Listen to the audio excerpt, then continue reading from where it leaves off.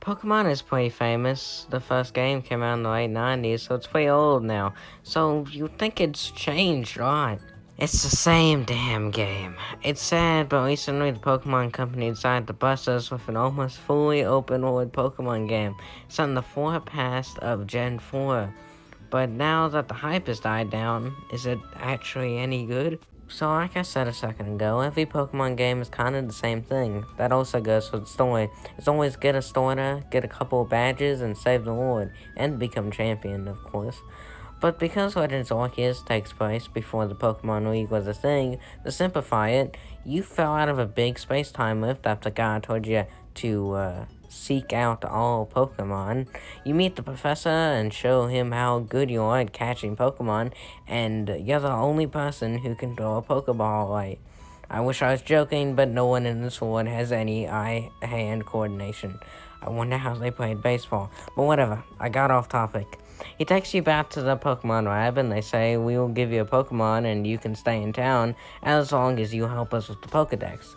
And go to each area and call them the noble Pokemon, who are just boss Pokemon of the area, and that's pretty much all the story you need to know. But you know what you hear in the background? That's right, the music.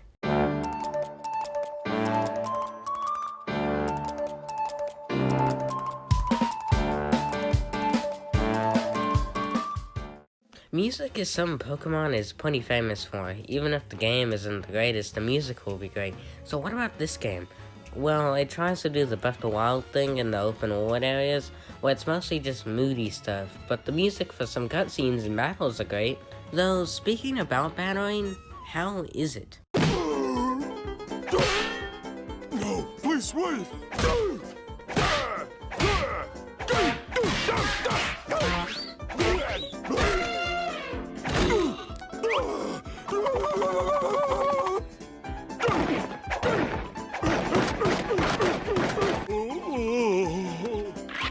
No, please, have mercy! Combat is split into two different sections, normal turn-based and wild area battles. Let's start with the one you already know. Normal turn-based combat is still a little different. This game has changed every bit of Pokemon, and this goes the same with the combat.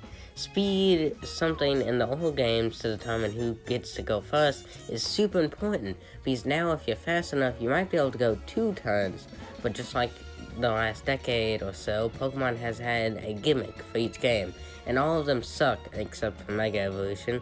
That's not up for debate.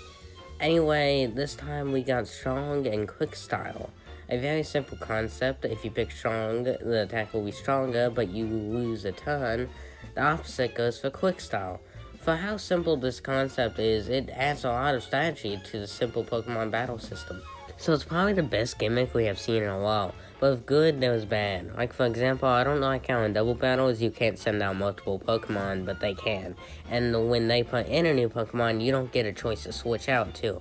But now you're probably wondering about the other side of the battles. But to talk about that, we have to talk about the open world areas. 9,997, 9,998, 9,999, 10,000. Where's the X? Supposed to be right here. 10,000 paces east. Oh, east? I thought you said west. West? What kind of compass are you reading, lad? This one, sir. That's west, Patrick. You're fired again.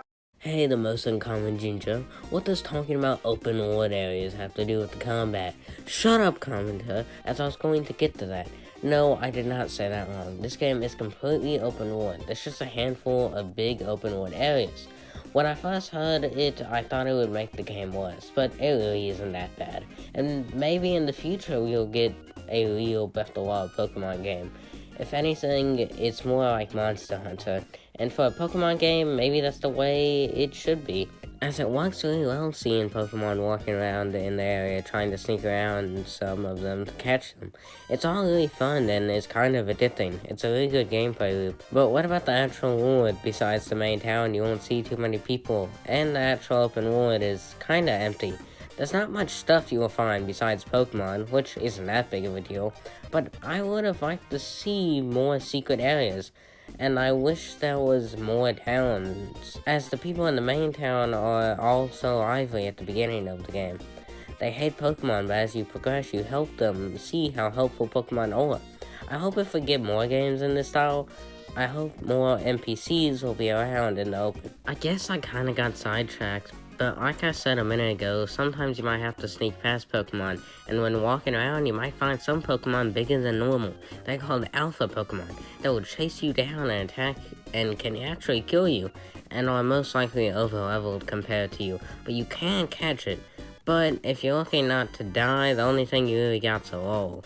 And that's the open areas. But how do you get around the areas? Oh my god! I'm done! Oh god! Fuck! Oh my god! I'll say this a lot if I ever get to a Avengers video. You'll hear that there too. But movement in a game is so important. You move for the whole game, and if that's not fun, the game's not really fun. So what about this game? It's good. Really good. Okay, I will go a little bit more in depth than that. As you progress in the game, you'll get eye Pokemon. I don't remember their names. Don't leave a comment about it. I don't want to hear it. Anyway, you get the deer. You'll never want to go back to walking after getting it. Then you get a fish. It's really useful because you can't survive in water for more than 5 seconds. Then you get the worst one. It's a bear, and it can find stuff from the ground. I used it once in the main story. Then you get the thing that grew out of the cum sock. It lets you climb up mountains. And last but certainly not least, you get the bird. It is the best one, not up for debate. Okay, that's all the normal stuff, so the next section is just the ending and the post. Most Pokemon games go the same, but this one, just like I said before, is different. And so is the ending. After calming all the noble Pokemon, everything seems fine, but the next day the sky is red, and the time after you fell from is bigger, and you are blamed for it.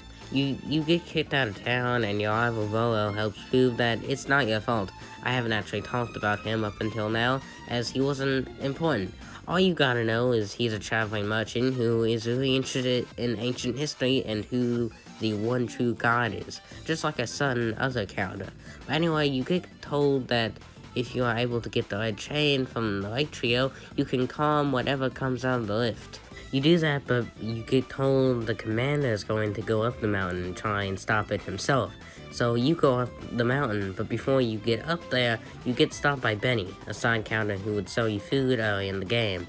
Revealed that he's actually a pretty strong trainer, and he actually grew up with the commander, but a wild Pokemon took their home away from them, and then they built a new one here. But you beat him, and you find a commander who's even in armor. I beat him first try, and I was underleveled. This game's easy. Past that, depending on what you picked, Dialga, Palkia, you try to use the red chain, but it breaks, so you have to fight it. You can still catch it, just make sure you got good enough Pokeballs. After that, the other legendary will appear, but it looks like a horse. I hate it. Y'all run away, but luckily the professor picked up the pieces of the red chain and made the Master Ball. I mean the Origin Ball.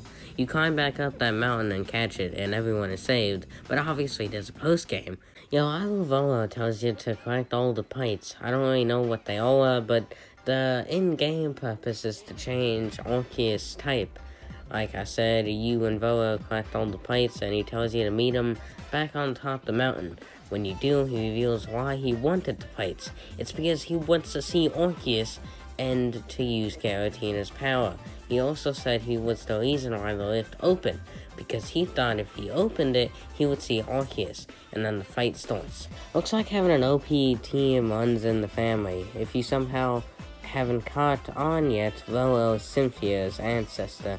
His fight's tough, but after you beat him, he sends out Giratina, breaking the 6 Pokemon rule. And no, your Pokemon are not healed. And to top it all off, when you kill Giratina, he has a second phase. But if you're able to pull through, you get to catch Arceus yourself. But only if you catch all Pokemon. Huh. Well, guess I'll see you guys in 100 hours. Alright, old credits.